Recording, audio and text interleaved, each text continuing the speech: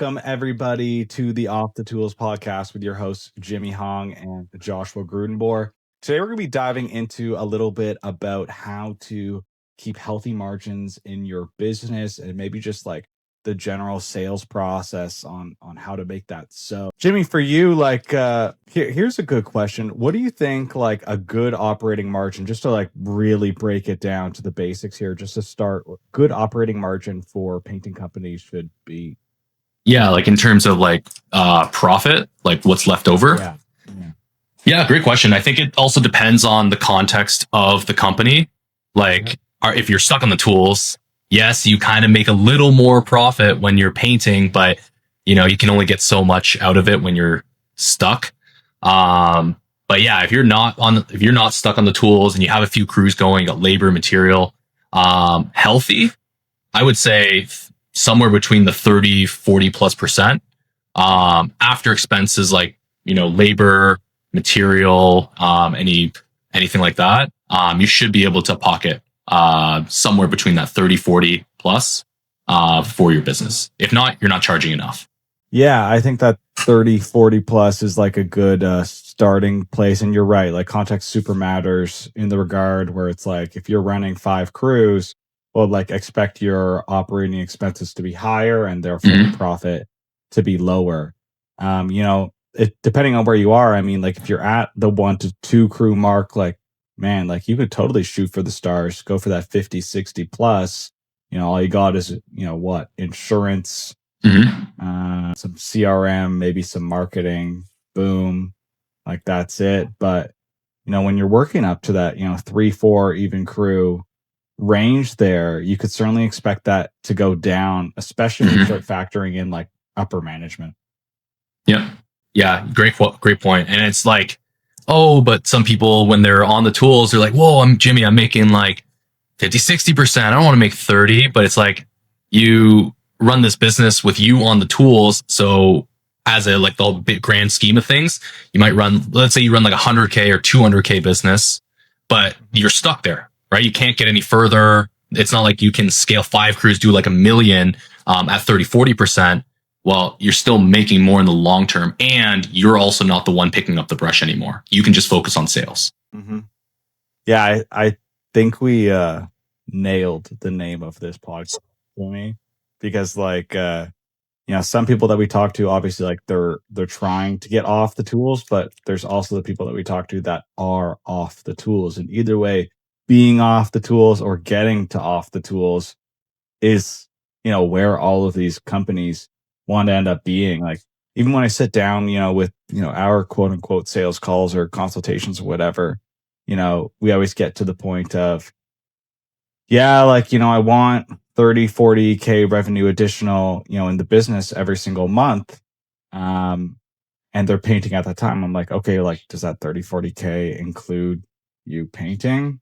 Does that 30, 40K rev include you doing the sales? Like, all of these things have major impacts in terms of like what your take home is going to be, what your lifestyle is going to be. I know, like when we were running our painting company through the franchise, there's this like phrase that would get thrown around, which was like lifestyle business. You remember that? I do remember that. And I was like, what the hell is a lifestyle? But people would like describe it as like maybe a little bit lower revenue, aka like somewhere between like 150 to 300K rev, but fully delegated. They're not doing the sales. They're not doing the project management, and everything's taken care of that way. Yeah. And it's like, if you're going for that, sure. And it's funny because I was just talking to a painting owner or company owner, and he was like, it's the classic. He was saying, if you're not growing, you're dying. There's not really like a point of just, hey, I've got to this point, now I get to coast, right? Lifestyle, I think it's kind of, I don't know. You kind of just if you get stuck there or you really want to step away from it completely, 150, like, I just don't think it's enough, like for you to actually be able to step away, unless you're just so systemized like a McDonald's, but most aren't, right? And the ones that aren't just doing 150, 200K. They're doing like millions because they're able to take that cash and also hire the best people and then also step away as well. But even that, like, so systemized like a McDonald's, you know, somebody told me once that the average McDonald's makes around 60K profit Yeah. a year, which is, I wouldn't necessarily say low, especially because it is, completely systemized, Mhm. but it's like a lot of times, if your margins are so like razor thin and you're not doing a lot of revenue, it's like, I don't know, did you really start a business to do Yeah. 60K in profit? Yeah. Like you're trying to run a like this business like almost like passive income from like some rental properties. Your business isn't a rental 100% property. is. Yeah. But yeah, I guess like what Josh, if you're talking about like higher margins for a business, what do you think the biggest thing you could change for your business to be able to get the higher margin? The easiest, lowest hanging fruit. Yeah, I mean, easiest lowest hanging fruit is definitely going to be like going back to like when you're selling the job. It it's interesting in business because it's like you have so many of these, lagging indicators, and like profit is a lagging indicator of your sales process, right? And like especially when it comes to like these projects where you're doing it potentially like a couple months out, it's like you book the job in May, you produce the job in July, but now I'm left with 20% profit. What happened in between there?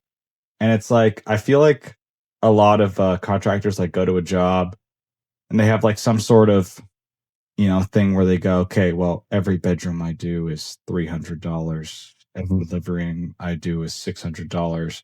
But then some living rooms are bigger, some bedrooms are smaller, and you're not really getting a consistent way of quoting. So I'd say like just narrow down on your quoting, and if you don't have a system for literally every single occurrence ever, you're better off charging so much and giving, as they say in the industry, an FU quote, um, and potentially landing the job, then landing the job and realizing you basically just paid them to do the job because you lost money. So it's like go back to your sales process, see if it's actually consistent and reliable. Obviously, like from there, there's like so many other things like we can take into account in terms of like, what are we spending on materials? I know like a big changing point, for my business was like everybody just loved buying all their sandpaper and their rags and stuff like that from like a Sherwin-Williams, a Dulux, whatever. But it's like you got to think of like your Sherwin-Williams, your Benjamin Moore, whatever, as a gas station. Everything's marked up so on purpose. Your Kit Kat is $7, but your Kit Kat is $7 for a reason because you're there. You're already getting your paint. You might as well get some rags while you're here. No, start thinking ahead.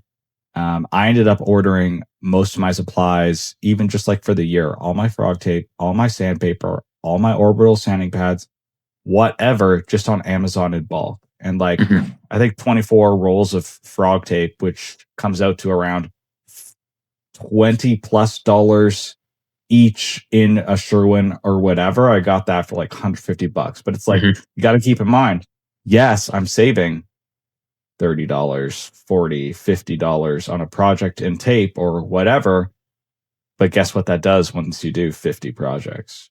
I just saved $1,000. Yeah, and you're literally reusing it. You don't just leave the roll with the client; like you're reusing it. Buy that box of caulking, or you're going to be using it again, right? It's not like you buy the one tube for like overpriced and then that's it. And no, it's like buy the box. You got like 10 of them in there. You use it for multiple projects, hopefully, and you get your money's worth out of it. Totally. I even think too, and like when we're talking about like actually producing a project, I'd say like quality of equipment is also like a huge one. I think you were at my house, Jimmy, and like you saw, I think the cordless orbital sanders or something Yes. like that. And you were telling me about how like when you were like an actual painter, you would go like, ugh, like we'd have to like lug around like the extension cord everywhere. And you're like, I would have been so happy if I just had like a wireless orbital sander. And it's like, okay, so what happens when your painters are happier? Painters are happier, they're probably working harder, and they're probably being more efficient, which means you're paying them more, or sorry, less hourly because they're doing it quicker, which means more money's just staying in your pocket because you spent $50 more at one time on a good piece of equipment. 100%. And I mean, happy painters, they like using it. They're gonna be more efficient with it, and the equipment's great. What a great combination, right? So far, and just like a quick recap, we've got like make sure you charge enough, right, so that there is money after you guys finish the job. Make sure you have like the right equipment, materials, and just buy in bulk. They'll save you so much more, and you don't have to go back. My God, your time is worth way more than having to go back there every time you need to pick up like another tube of caulking or another frog taste. Like, come on, you don't live at the paint store. Yeah, no, you definitely don't have to buy. I actually hate buying anything from Dulux or Benjamin Morgan Sherwin-Williams because it's like I know they're marking me up so much, and it's like you just don't need to do that if you think correctly. Those stores, the only thing you should be buying from those stores is your paint and emergencies. If you're crunched for time and you're in there, damn, I need a 9-in-1, tool. You don't have one at site.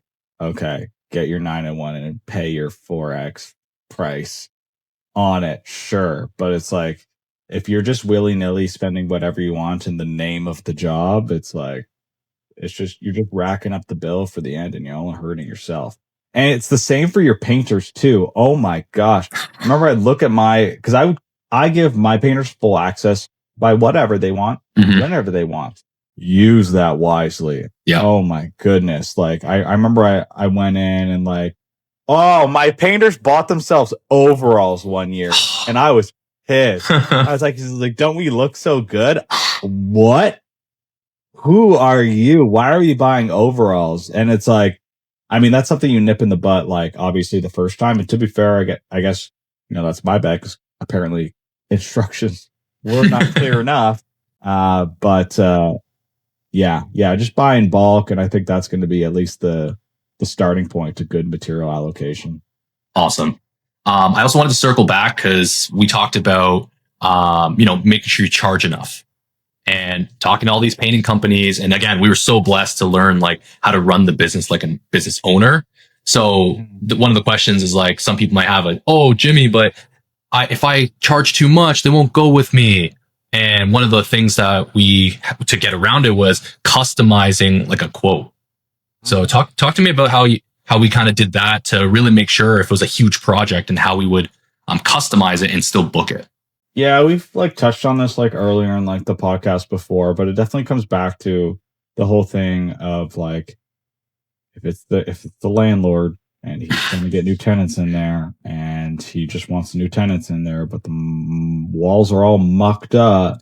It's like, do not put Benjamin Moore Regal on the wall. You just don't need that. And you're not going to get the bid. And you can make the same margins while doing the same service if you just charge differently on the paint, which is why in your sales process, asking good questions is going to be the pinnacle to actually customizing a quote. What do they say? They say amateurs tell, pros ask. So it's like, what are you looking to get out of this project? Even on that like setup call, why are we looking to, change the colors of the wall? Why are we looking to get the painting done? Oh, I haven't done it in 10 years. What sort of finish are you looking for? Is this, is your home, you're living here? Like what's going on? It's like, even from there, like, again, a lot of painters swear by sanding between coats. If I want the best product ever, hell yeah. Guess what? Not everybody wants the best product ever for every particular situation. And if you can negate sanding between quotes because it's a rental unit, because they're selling the house, whatever, but actually get the bid and again, get the same margin, do that. Awesome. Yeah, right. Ask questions to learn how to customize the quote for them. So that, and it shows you're listening, right? To make sure that you're giving them a quote that they want, not something that you want. It's not your house, right? You have one mouth, 2 ears for a reason. Totally. Yeah. Yeah. And like, even, I can't remember the type of car it is. There's this type of car. It is ultra expensive. It happens to be ultra expensive, but, it's this one brand and they make every car to order. meaning it's almost completely customized, and no two cars are the same, although they share the same logo. And that's kind of like what your painting project should be. It should be, you can throw a V8 turbo on there, or you can negate the turbo, or you can put a blow off valve on the turbo, or you can put in a nice exhaust, or you can put in a bad exhaust. But what do you want out of the car? And I think just giving options is going to give them the car that they want based on the budget they have and the vision they have. Well said. It's so funny. It's so customized that we don't even remember the brand. Hilarious. Yeah. I want to say it's Coinseg, but I don't think it is. Yeah, I mean, if anyone knows, link it in the comments. So yeah, put it down below for us. And you mentioned something interesting too. Yes, customizing the quote to make sure that it's really what the client wants. I think that ties also into something else we learned about breaking up the quote. Right? Again, if it's a 20K project and you just go hand them like a napkin, here you go, it's 20K. They're like, whoa. Not saying everybody does that, but you give them one big price. Here's all the wall, even if it's like detailed, right? Here's all the walls. Here's what we're using. Here's how we're going to get it done. It's 20K, right? Especially to someone who's never got painting done before, or maybe once like 20 years ago, they're gonna be like, what is this? That's so much. So talk to me about like breaking up the quote and being able to close that and being able to keep that like high margin. There's a lot of tricks to the trade when it comes to this. One of my favorite things to do is like, oftentimes, we talked in the last podcast with Patrick about that whole philosophy of putting the box across the room, right? Where like the sale is just like slowly inching it towards through the door where they give you money, essentially, right? And part of what that looks like when you're actually at that estimate is, okay, so we want to get the living room done, the bedroom's done. What about the kitchen? Do you want me to give you a price on that? I can separate it for you. And telling them that you're going to separate it and just give them an option. Now it's at least in the conversation. I, at a very minimum, just want us to be at least talking about it. If we're not talking about it, then we're not going to do it. I promise. So just give them the option. Hey, I can separate it for you. Wonderful. And I go, yo, Chris, can I be real with you for a second? Okay, man, we're doing living room. We might do the kitchen. Can I just quote it this hallway as well? Like separate while here. I know like we weren't planning to do it, but like, it's gonna be a little mix mash. She's like, dude, you're so right. I'm like, no. Yeah, I've seen a couple of hallways in my day, Chris. What can I say? And then next thing you know, you're quoting the entire house. Yeah. Right. And they don't even know what happened. And neither do I.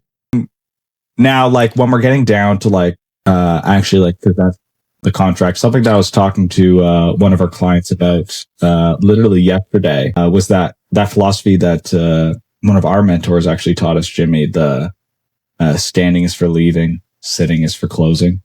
Yeah. Right. So it's the get to the kitchen table. Where do families make decisions? They make decisions at the kitchen table. Fantastic. Hey, Chris, I got all the numbers for you. Do you mind if we just kind of take a seat over there and, I'll go over this with you? 90% of people are going to say yes. 10% of people are going to say, I'm okay standing here. All right, buddy. I'm not going to push you on this. I'm going to be your house. The area of contention that we're going to have at the start here. Okay, we'll do it standing. Not ideal in the slightest, though. And chances of closing do go dramatically down. But then once we've broken up everything, after we go, oh, like, do you want this? Like, I can separate it. And it's all on the agreement. And you're sitting down with them at the kitchen table. One of my, again, since we're talking tricks of the trade, is I'll go, okay, we've quoted the kitchen. We've quoted the living room. We've quoted the bedrooms. We've quoted the hallway. I go, listen here, Chris. So these are the prices. The bedrooms are $1,200 for the two. The kitchen is around $800. The living room's around $900. The hallway's $550. Okay. I know you didn't want to do half of this stuff when we came here, but I think if I'm really getting it, you need to now. So what I'm going to do is I'm going to give you the hallway for free if you want to do the rest of it. Okay. So what some people do, and a less evolved version of it, is they go, if you want to do the whole thing, I'm going to give you a $500 discount. What the? No, that doesn't sound as good at all. Just money off of the project. Yeah. But when you're telling them you're going to give them something for free, that's a little bit better. So again, just try and tiptoe your way into other things. Once you see it, tell them you'll break it up. Tell them you'll give other options. And then again, if you need to sweeten the honey pot because they don't got money coming out of their ears, you can pull little maneuvers like that. Wow. Awesome tip. For anyone listening, you better implement that ASAP. So, and it's cool to see because the biggest one was always asking those questions. It always comes back. It's like, does asking questions kick the box closer to the sale? My philosophy was always the 0 to 100, 100 being you book the job. And it's like, if you break it up in a way and ask questions, does that move you closer to the finish line, or does it move you back? To me, it's like, okay, well, yeah, now you won't giving the client something that's custom to them. So yeah, moves it closer, right? And you only do that by asking questions. So when I was doing quotes, it'd be like, okay, we could go here. They are told me over the phone they want to get so-and-so done, bedrooms and the basement. And then all of a sudden I get there, they're like, you know what? I want to get the kitchen done. I want to get this done. But if you're just taking it by face value and you're not asking questions, you don't know that which ones are priorities. Right? So now it's like, cool. Barbara, you mentioned these ones. Which ones are the like 100% I need to get it done? Absolutely. I want to get it done this year. And they'll tell you, right? They're like, Jimmy, it's the bedrooms I talked about, the master, my God, like the basement, it's been wrecked with like my grandkids just playing floor hockey or in the basement. So, and they're like, cool. So I break those up. Those are the priorities. And then the kitchen, everything is cool. Break it up for you. So when we go to present it, here are the priorities. Let's make sure we get this done because it's been so long and you want to get it done. And then they'll take a look at it. Sometimes they'll be like, yeah, let's just do all of it. We might as well.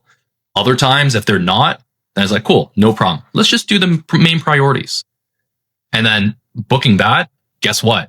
When you're done all these, for example, the living room and like the hallways, bedrooms, all the main priorities, you're already there. It's like, hey, Barbara, easiest sell. It's like, you did such a great job for them already. Hey, here's that quote again. I'll still like honor the 10%. Do you want to just get the kitchen done? Look how great the rest of the house looks. And they're like, yeah, let's just do it. And then you book the whole thing. Totally. Yeah. No, you have so many opportunities to get the home run before the project, during the project, after the project. So many. No, for sure. And I think it's a really good point in terms of like knowing what the priority of the project is. And by the way, interestingly enough, sometimes what they call you out for ends up not being the priority. Sometimes, yeah. Which is like, I think an outlier for sure, but true nonetheless. Because like part of your job, as a, painting company or remodeling company is you're kind of in the structural integrity industry too. So like, for instance, when we do deck staining and stuff like that, I'll be quoting the kitchen. I'll be like, look outside to the deck back porch. Is this deck water sealed? No. How old is it? 8 years. You want to replace it in 5 years? Or you want to seal it?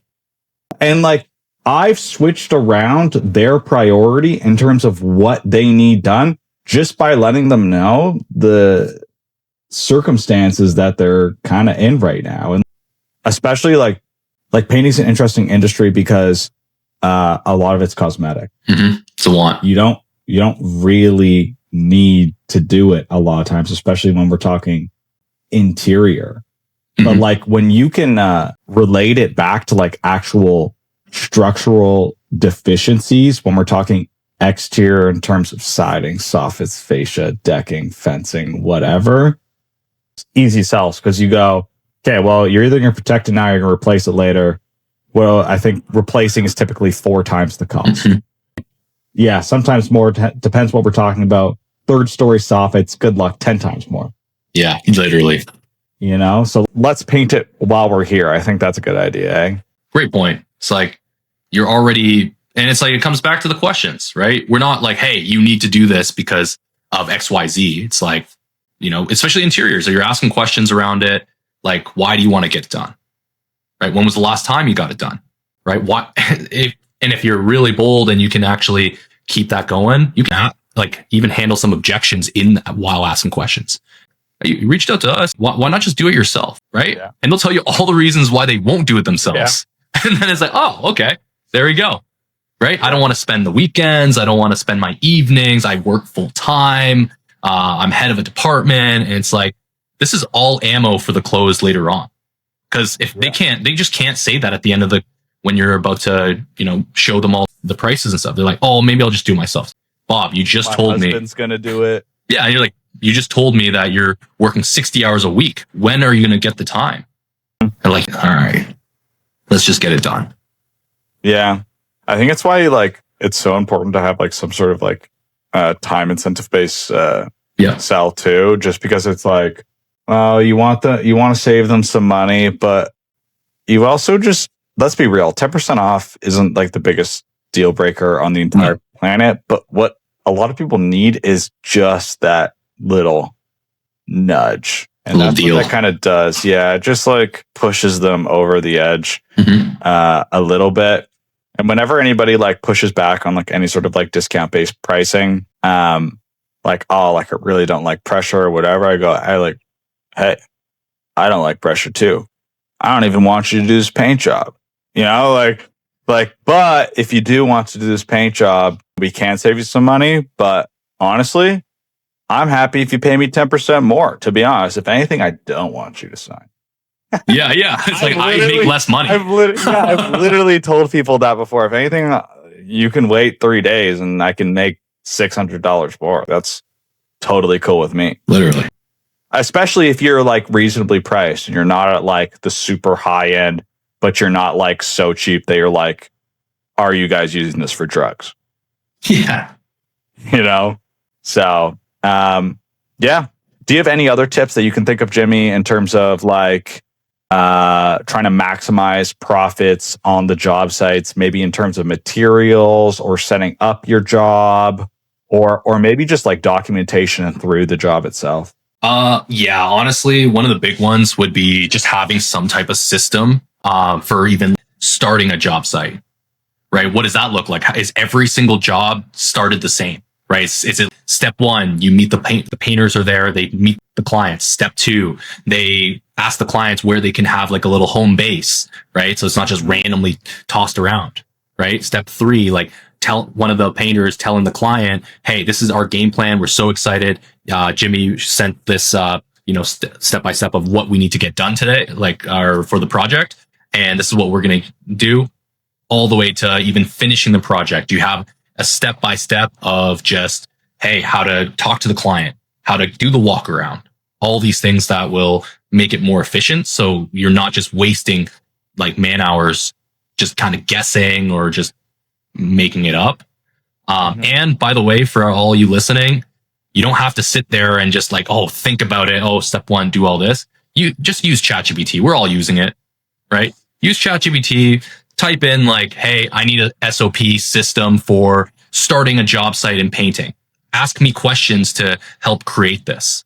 And then next time you go to a job site, remember, it doesn't have to be perfect. It'll list out these 10 steps. Cool. You go do the job and maybe you realize, oh, shoot, I need to actually find out where the washroom is. Okay, cool. Now you can update your SOP there. And this will always continuously be updated until you have this perfect, how to create the perfect, starting of a job, how to create the perfect end day, doing the walk around. All these things will free you up in your business, saves you time, which also reflects in less labor hours, basically being lost to just inefficiencies. Mm-hmm. And there's so many inefficiencies that can happen, especially when it comes to labor. And yeah, as you said, I've had job sites before. I've implemented beginning of job site stuff where it's it'd be an hour and a half into the job site. I'd mosey on down to the job site, just, see what's up. I don't need to, but I had nothing else planned that day or something.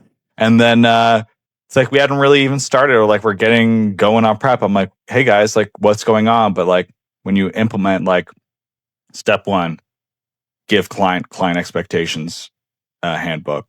Perfect. Step two, locate washroom. Step three, set up crew kit. It's as soon as you have this is now a game plan for efficiency, and that's just going to affect the bottom line. And again, Buying your frog tape off of Amazon, not going to increase your profits 20%. Mm-hmm. Creating an SOP for beginning of day, not going to increase your profits 10%. Finding good pricing in terms of like all of your materials and stuff like that, not going to increase your profits 20%. But you know what? If you implement all those things, it might. There you go. You know, I think that's all the time we got for today here, Jimmy. If you guys want to find out what it might look like to work with us, we'll have links below the video. As always, really appreciate you guys listening, and we will see you in the next. See ya. Cheers.